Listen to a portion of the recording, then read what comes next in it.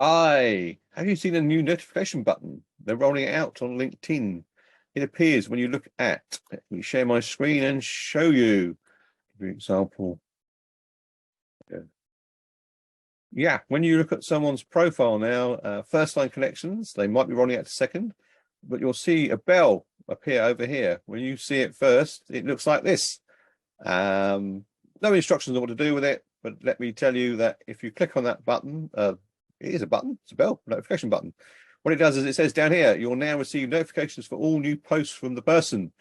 Yeah, you can now start to mold your feed by putting that bell to full, the people you want to hear from.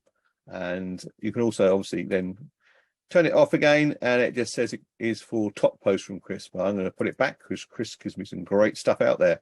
So yeah, have you got it? Have a look. If you haven't, it is coming soon.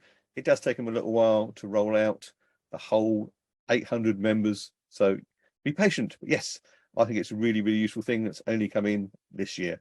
So go and have a look, see if you've got it.